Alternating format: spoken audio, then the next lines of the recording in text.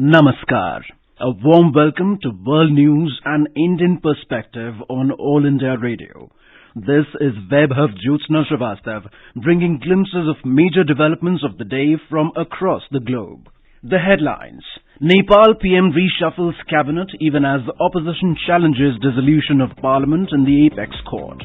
EU and UK arrive at post-Brexit trade deal. India and Bangladesh agree to enhance joint night patrols on the international border at DG-level border talks. India gearing up for COVID vaccination rollout. Christmas being celebrated across the globe. Pope Francis appeals to world leaders for equitable access to coronavirus vaccine in his Christmas speech. And in cricket, India announces squad for the Boxing Day Test match against Australia starting tomorrow in Melbourne.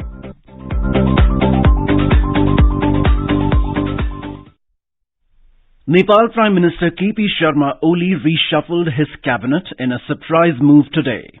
5 new ministers were inducted in the cabinet today. The move comes in the backdrop of 7 ministers resigning earlier this week in protest of the dissolution of the parliament. The country is facing a constitutional crisis as the opposition has challenged the decision to dissolve the parliament in the Supreme Court. They have termed the decision as a constitutional coup.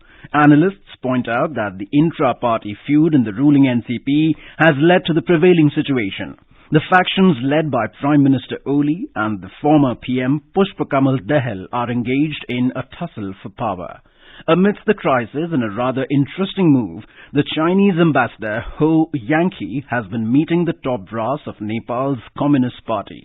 Vishnu Rai of the Central Committee of the Nepal Communist Party tweeted on Friday that Yankee paid a courtesy call to the chairman of the Nepal Communist Party, Madhav Kumar Nepal, today.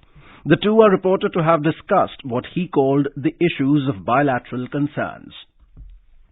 After a lot of dithering, European Union and the United Kingdom struck a post-Brexit trade deal on Thursday, ending months of disagreements over future business rules. The British government has announced that the deal is done.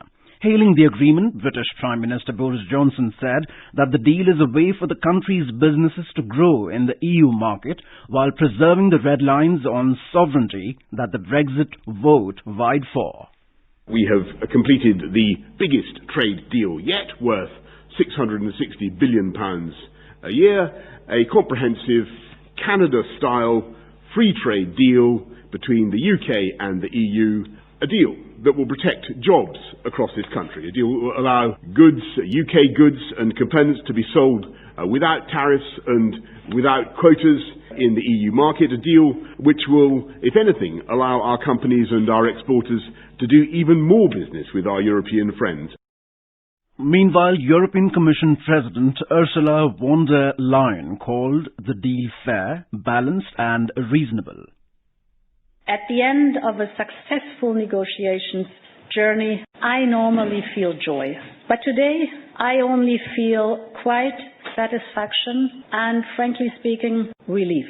And to our friends in the United Kingdom, I want to say, parting is such sweet sorrow. India and Bangladesh have arrived at several agreements at the 5-day-long Director-General level border talks in Guwahati. In a joint press conference, DG BSF said that issues of smuggling and associated illegal activities and killings and ways to curb them were discussed. The two sides agreed to hold coordinated border patrols, including night patrols, to stop illegal activities on the border. A year-long program to commemorate the 50th year of liberation of Bangladesh will also be organized by BSF in collaboration with the BGB.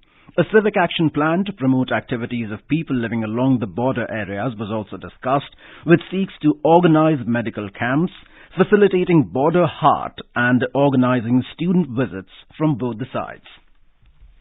South Africa's Health Minister, Zwelini Machies, has rejected his British counterpart Matt Hancock's claim that a new coronavirus variant in the country is more contagious or dangerous than a similar one spreading in the UK.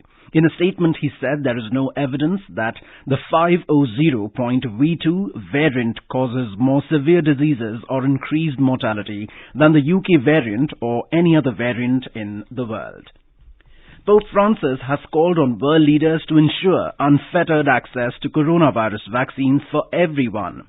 In a Christmas Day address delivered online for the first time, the pontiff warned against putting up walls to treatments. In view of the pandemic this year, the annual message was not presented from the balcony at St. Peter's Basilica at huge crowds, as is the tradition. Instead, Pope spoke from a lectern in a chamber inside the Vatican. This is All India Radio giving you the world news.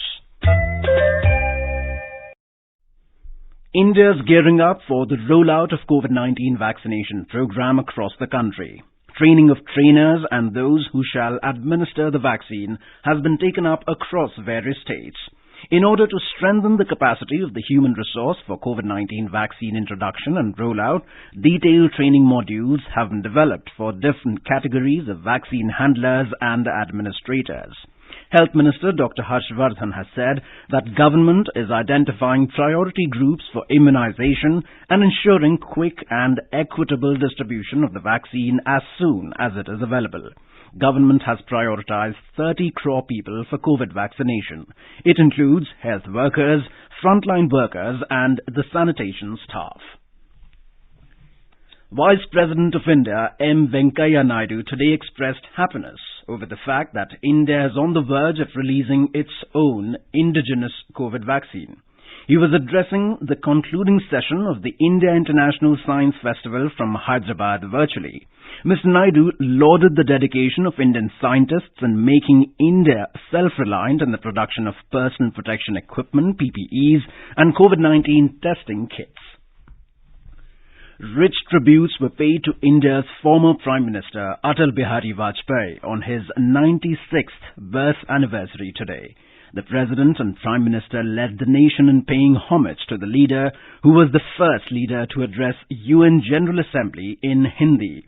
External Affairs Minister Dr. S. Jaishankar said he was a transformational leader when it came to Indian foreign policy. On a whole range of national security and foreign policy issues, Atalji introduced corrections, some bold, others perhaps more nuanced.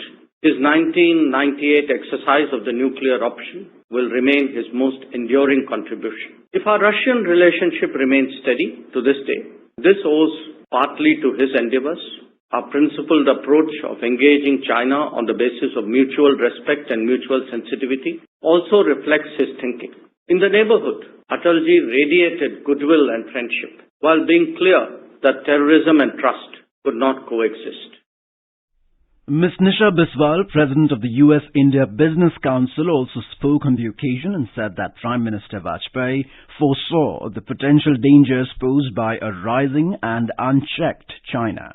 He advocated a rules-based order that would enable a more peaceful, prosperous and pluralistic Asia. Moving on to sports now. In cricket, India's squad for the second test against Australia was announced today. Shubman Gill, Rishabh Pant, Ravindra Jadeja and Mohammad Siraj are in the playing 11 for the Boxing Day test, starting from tomorrow at the Melbourne Cricket Ground. It's Christmas time, albeit without too much fanfare in the wake of COVID-19 pandemic. Keeping the spirit of festive season alive, churches have been nicely decorated and prayers being held, either with limited attendees or online following the protocols across the globe. We join the listeners in wishing a Merry Christmas to all for a better and happier future.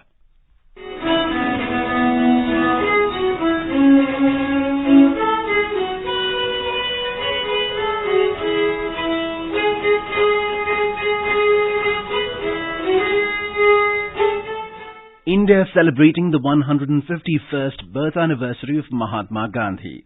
Before we end, let us listen to his favorite bhajan, Vaishnavajan, by artists from Italy.